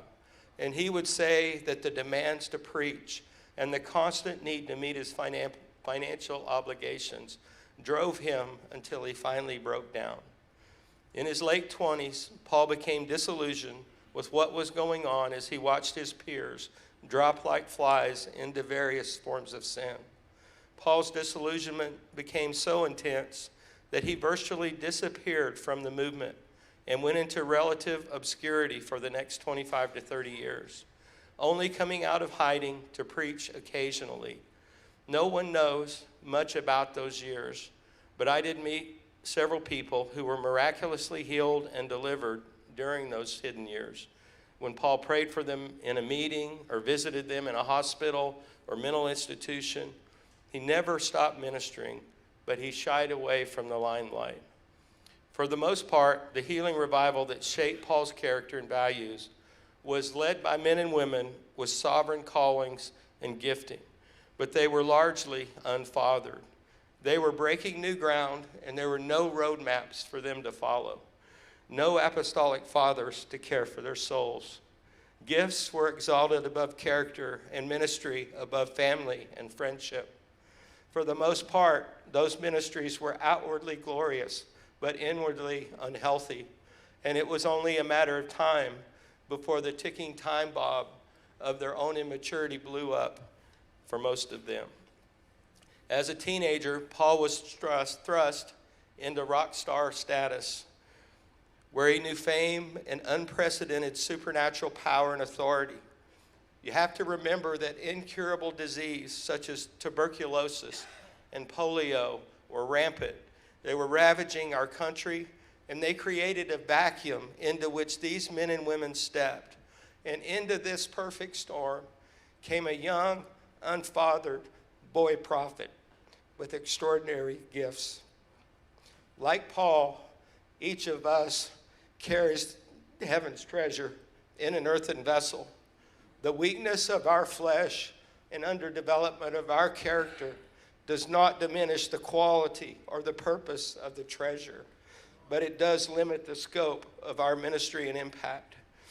Before anyone dares to judge Paul and the revivalists of that era for their failures, we should ask ourselves, what are we doing to prepare our own hearts to handle God's power with dignity and consistency?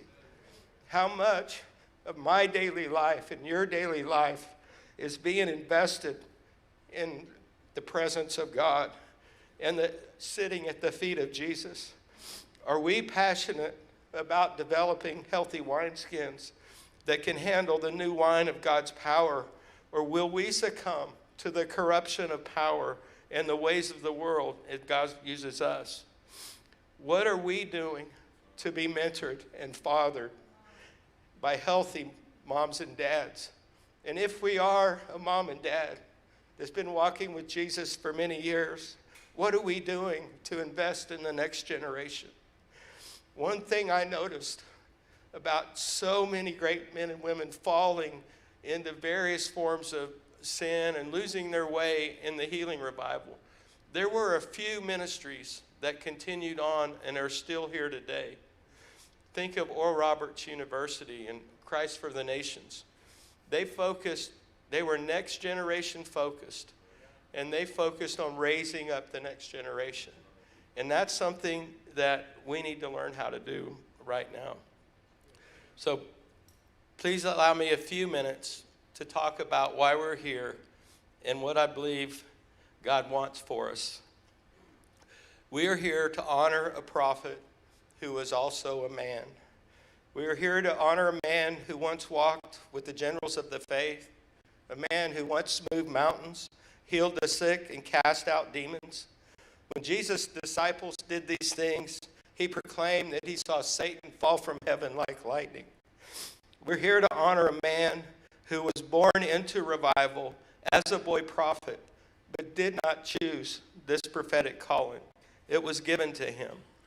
Born in 1929, his prophetic and healing gifts propelled him to fame even before his teenage years and into the emergence of the healing revival of the 40s and 50s.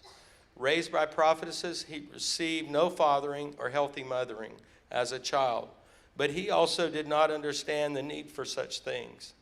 The absence of spiritual and apostolic fathers became a gaping hole later in life, which significantly restricted Paul's effectiveness and spiritual health. Despite the impact of these unmet needs in his life, he carried one of the purest hopes for end-time revival. We're here to honor a man who was born into revival, made for revival, and who could not find his place in this world in between revival expressions. Apart from revival, Paul was a Ferrari confined to a parking lot. His theology and preaching were never balanced, nor was balance his mandate. He was a single-purpose prophet made to call a generation to revival of New Testament caliber and beyond. We're here to honor a man who was first broken and disillusioned in his late 20s when the healing movement came crashing down around him and his peers were falling by the dozens. From what I can tell, Paul's personal and ministry development was arrested during the glory of those early years, and he never grew past the message and hope of the revival that he was born into. Few know of the depth of Paul's repentance and godly sorrow for his failures and excesses during those early days, nor do they know his sorrow for those he hurt in his later failures. But as one who was hurt by Paul in his weaknesses later in life, I experienced his repentance firsthand for the pain he caused me, and I honor him for his tenderness to the Holy Spirit and his desire to be a man that pleased God in all his ways. But we're not just here to honor Paul. We're here to receive from a prophet who was also a man. When Job recounts the glory of his earlier life in chapter 29, he declares he caused a widow's heart to sing for joy, and that the blessing of a perishing man came upon me.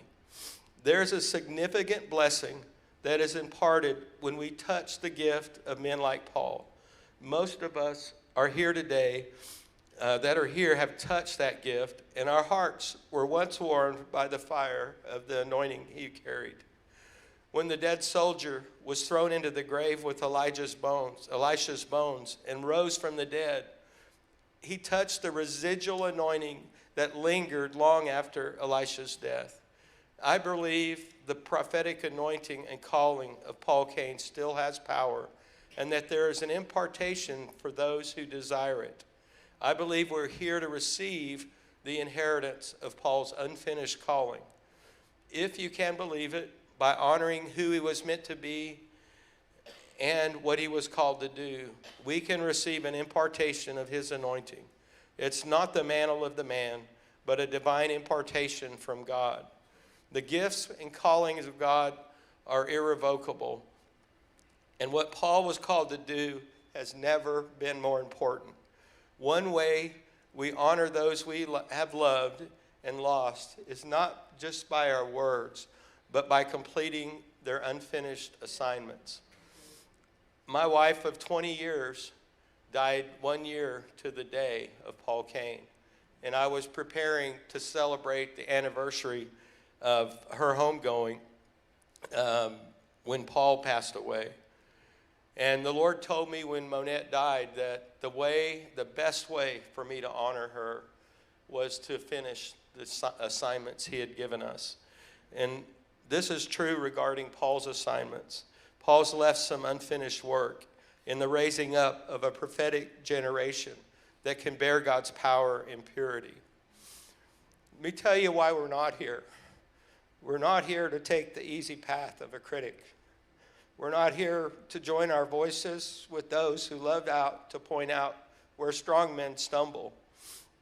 As Roosevelt said, it's not the critic who counts, not the man who points out how the strong man stumbles, but where the doer of deeds could have done them better. The credit belongs to the man who is actually in the arena, whose face is marred by dust and sweat and blood, who strives valiantly, who errs, who comes short again and again, because there is no effort without error and shortcoming, but who does actually strive to do the deeds, who knows great enthusiasms, the great devotions, who spends himself in a worthy cause, who at the best knows in the end the triumph of high achievement, and who at the worst, if he fails, at least fails while daring greatly, so that his place shall never be with those cold and timid souls who neither know victory nor defeat. We're not here to be Paul's critics, nor are we here to puff Paul up or portray him as a superhero. He was a man, but also a prophet. He carried the treasure of heaven in an earthen vessel, just like each of us. So let us all choose not to be the critic who celebrates the attitude of the older brother and crucifies the prodigal son for his failures. We are men and women of honor who share the heart of the Father and rejoice in whatever measure the broken are restored. Sometimes I think we've forgotten one of the most important rules of the kingdom. Let him that is without sin cast the first stone. We're not just here to honor Paul, nor merely celebrate the more epic moments of his life. We're here to receive something that God is longing to give our generation. We're here to receive an impartation of prophetic anointing and power, of which Paul was a forerunner. For me and any of you who are willing, we're here today to pick up a ripped and torn, dusty old mantle that once housed one of the purest prophetic gifts ever given to men. A man's mantle is really just his assignment and the authority to complete it. And we're here today to receive an assignment and the purity of a prophetic gift that is essential for reaching our generation. By honoring Paul's life and calling, we can catch the anointing he was given and carry on the work he started. Jesus said of John the Baptist in Matthew 11, "What did you go out to see, into the wilderness to see? A reed swayed by the wind? If not, what did you go out to see? A man dressed in fine clothes? No, those who wear fine clothes are in king's palaces. What did you go to see? A prophet? Yes, I tell you, more than a prophet. This is the one about whom it is written, I will send my messenger ahead of you, who will prepare your way before you." Now, John was not the man you wanted to marry your daughter or to teach family values in your church. He was an Old Testament prophet and not a model for today. His value and impact lay in his singular prophetic destiny. He was a single-purpose entity. Paul was no John the Baptist, but like John, he was a single-purpose man, and he was a forerunner that pointed us to lost kingdom realities and end-time caliber transformation. He was indeed a prophet with the capacity to inspire his generation. Even those who grew disillusioned with Paul and walked away from years of friendship with him must surely recall that their hearts were once drawn closer to God by him. Though we may have hoped that Paul came in a more polished package, or that he was without weakness and sin, we must acknowledge that he truly carried the treasure of heaven in an earthen vessel, and that the excellency of the power he demonstrated was of God and not of himself. Allow me to share a couple of closing verses before we pray. And think of these as God's invitation for impartation. 2 Corinthians 5:16, we're told to know no man after the flesh, but after the Spirit. And that's what we've been celebrating tonight as the spiritual journey of Paul Cain. In 1 Samuel 16:7, it says, "Man looks at the outward appearance, but the Lord looks at the heart." Romans 11:29 says, "The gifts and calling of God are irrevocable." In 1 Corinthians 4:15, it says, "For though you might have 10,000 instructors in Christ, yet you do not have many fathers."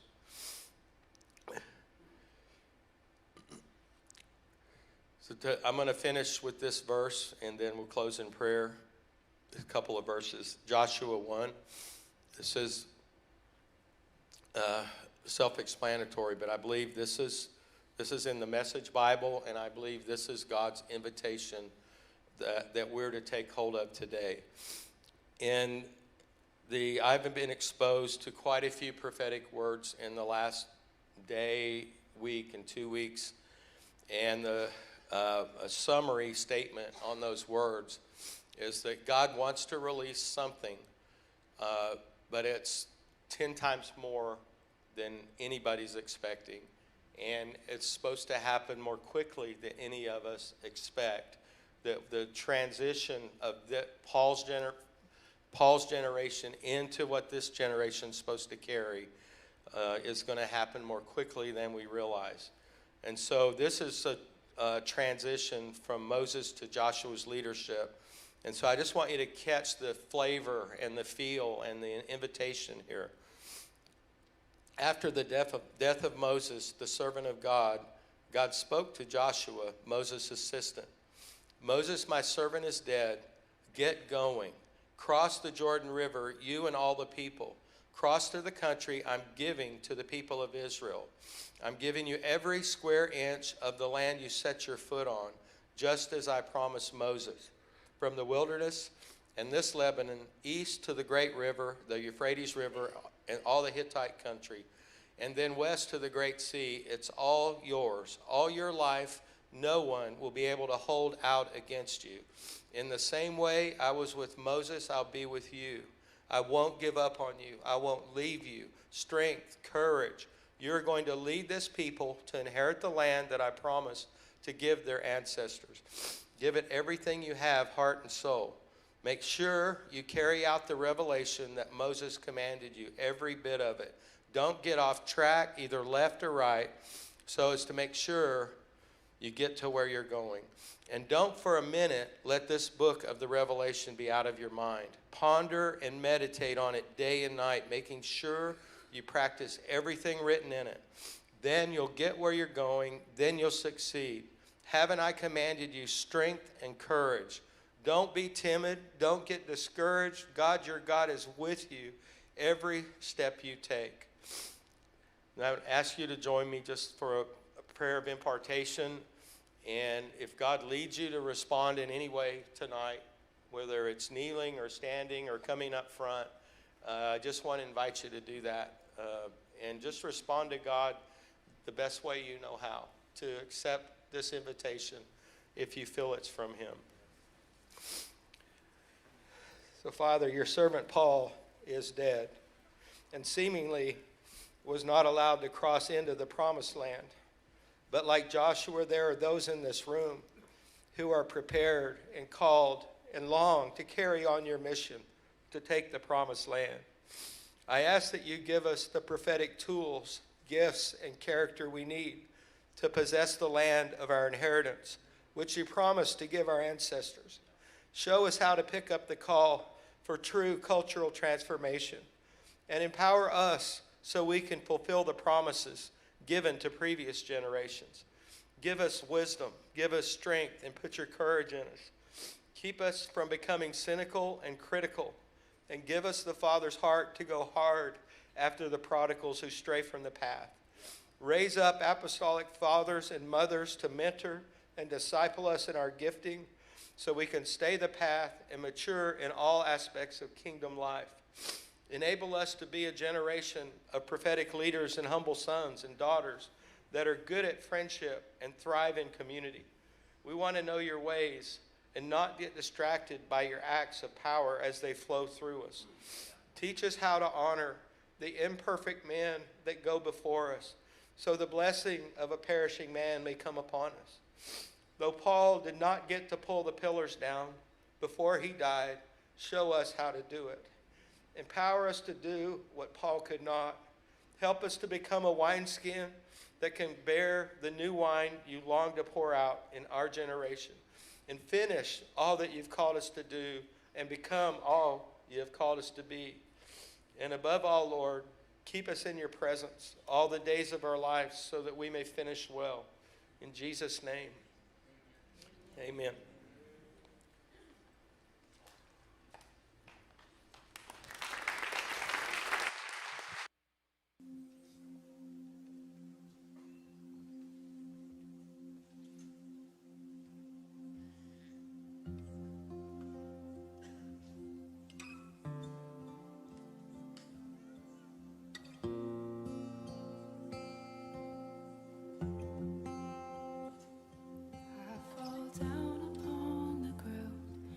press my face against the earth, till my heart it rises over my head.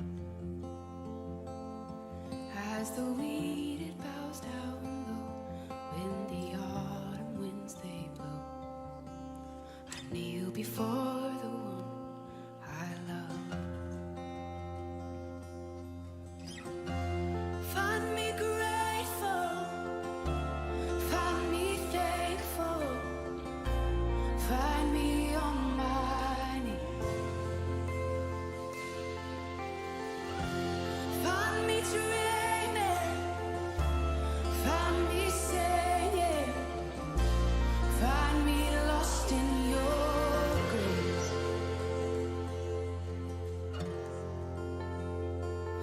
Like the dust that you first held in a garden where you knelt, pull me up against your face again, till the breath of your hold fills the depths of my soul, till all I know is I've been found by love. Yeah.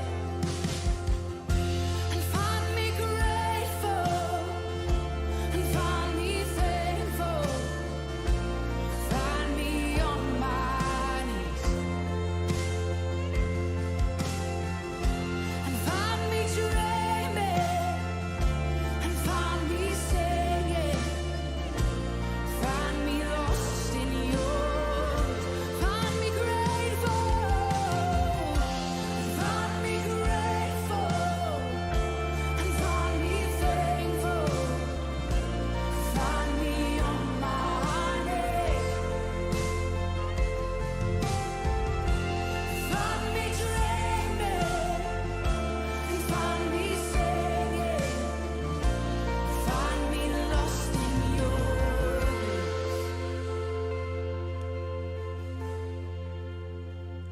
'Cause I fall down upon the ground, press my face against the earth, till my heart it rises over my head. As the weed it bows down low, when the autumn wind it blows, I kneel before the one I love. Hey, and you will find me grateful, and find me thankful, find me on my knees, right here